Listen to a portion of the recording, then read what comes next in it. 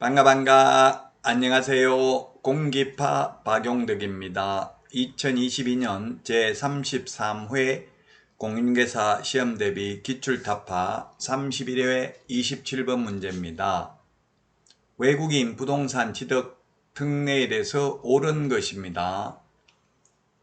외국인만 특별히 예외를 두고 있죠. 우리나라 사람은 신고하거나 허가 안 받아도 되는 것도 옳은 것입니다. 기억 국제연합도 외국인 등에 포함됩니다. 맞네요.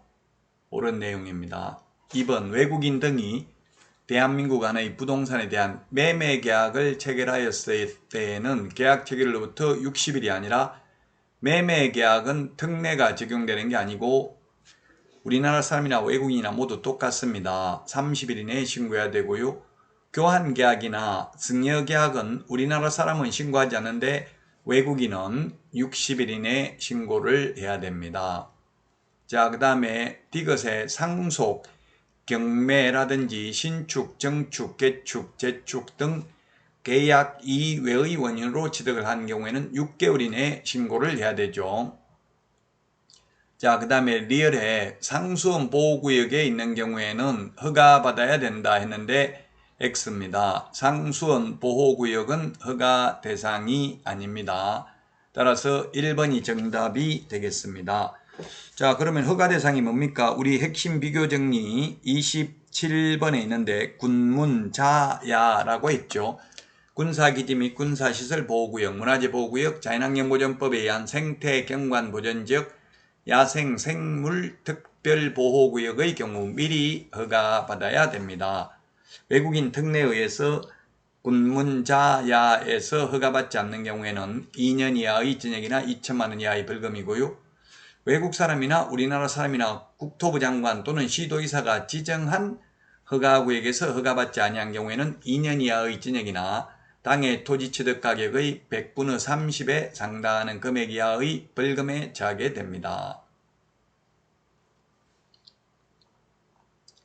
자, 다음은 28번 문제입니다. 28번 옳은 것입니다.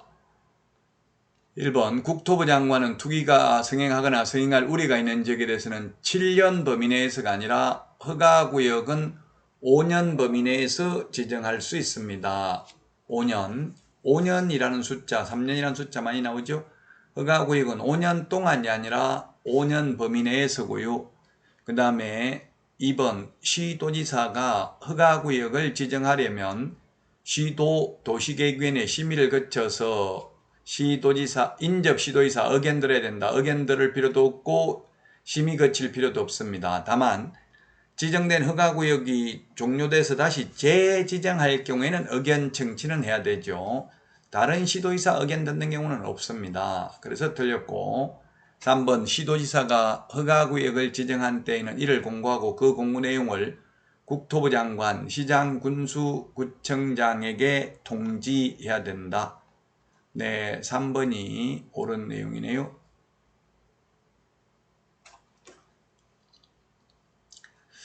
시도지사가 시장군수구청장한테 통지하면 시장군수구청장은 지체 없이 관할 등기소장에게 통지하고 그리고 지체 없이 7일 이상 공고하고 15일간 일반이 열람할 수 있도록 해야 됩니다.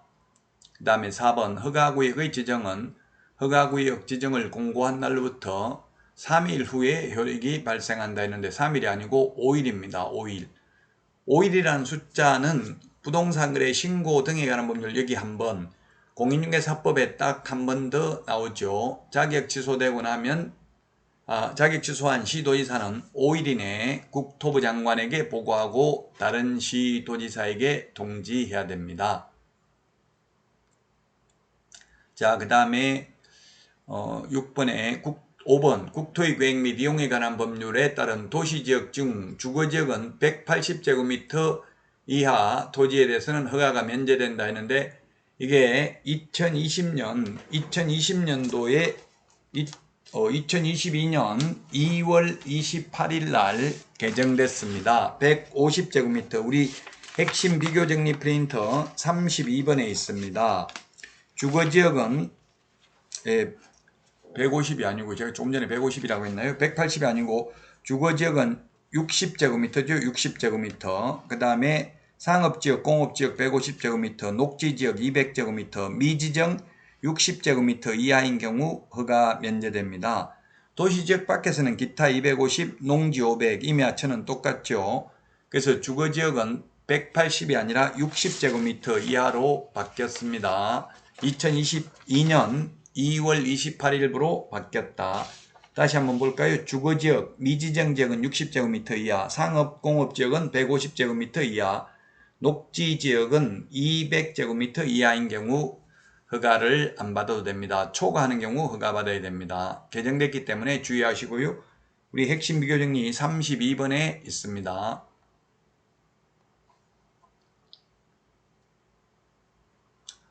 정답은 3번인데 이게 해설이 잘못됐네요. 해설에 이게 150제곱미터가 아니고요. 150제곱미터가 아니라 60제곱미터입니다. 60제곱미터. 60제곱미터 초과하는 경우에 허가받아야 되고 이하하면 허가 안 받습니다. 미지정 지역도 60제곱미터고요. 상업지역, 공업지역이 150제곱미터가 되겠습니다. 그래서 이거 60제곱미터로 고쳐주시고요. 해설을.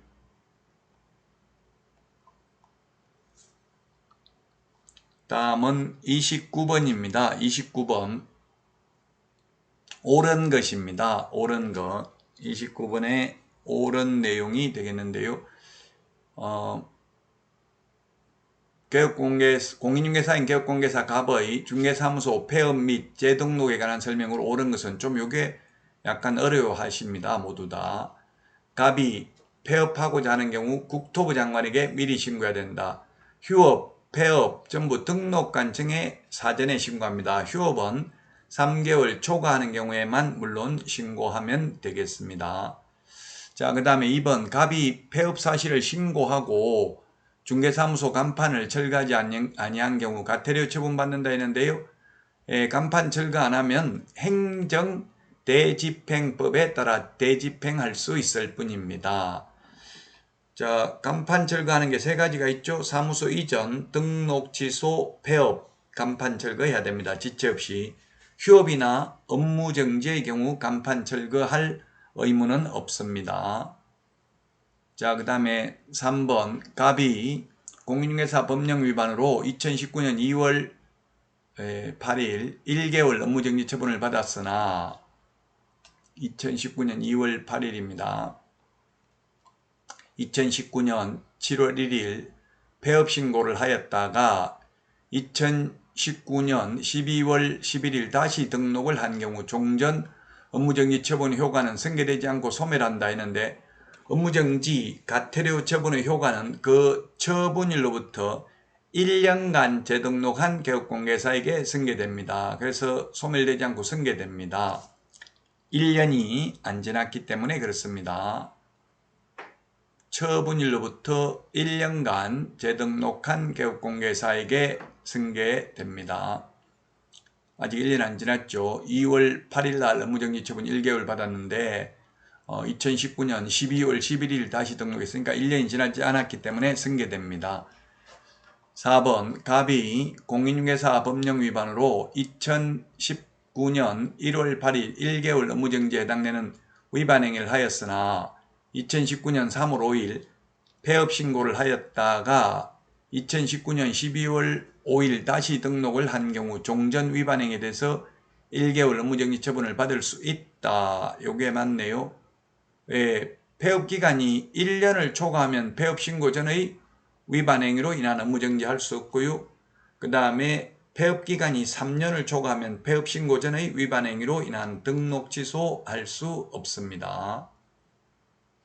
그래서 4번이 정답이 되겠고요. 5번 갑의 공인중개사 법령 위반으로 2018년 2월 5일 등록 취소 처분에 해당하는 행위를 하였으나 2018년 3월 6일 폐업 신고를 하였다가 2020년 10월 1일 6개월 10월 6일이 아니고 10월 16일 다시 중개사무소 개설 등록을 한 경우 종전 위반 행위로 인한 등록 취소를 할 수 없다 했는데 등록 취소할 수 없으려면 폐업 기간이 3년을 넘어야 되는데요. 2018년 3월 6일이니까 2019년 3월 6일, 2020년 3월 6일, 2021년 3월 6일까지 3년 넘어야 되죠. 아직 3년 안 넘었네요. 그래서 등록 취소 처분할 수 있습니다. 폐업 기간 3년 넘으면 폐업 신고 전의 위반 행위로 인한 등록 취소 못하고요. 폐업 기간이 1년 초과했으면 폐업 신고 전의 위반 행위로 인한 업무 정지할 수 없습니다. 법 제40조 행정 제재 처분 효과의 승계에 규정되어 있습니다. 이 내용이 조금 어려운 느낌이 듭니다. 다른 분들도 다 어려워합니다. 그래서 여러분들이 어렵고 이런 문제가 중요한 게 아니라 쉬운 문제가 중요하다고 했죠. 이 문제는 해마다 출제되는 부분은 아니니까요. 항상 쉬운 문제를 정확하게 하는 게 중요합니다. 여러분 구독, 좋아요, 알림 설정해 주시면 큰 힘이 되겠습니다. 다음 시간에 다시 찾아뵙겠습니다. 안녕.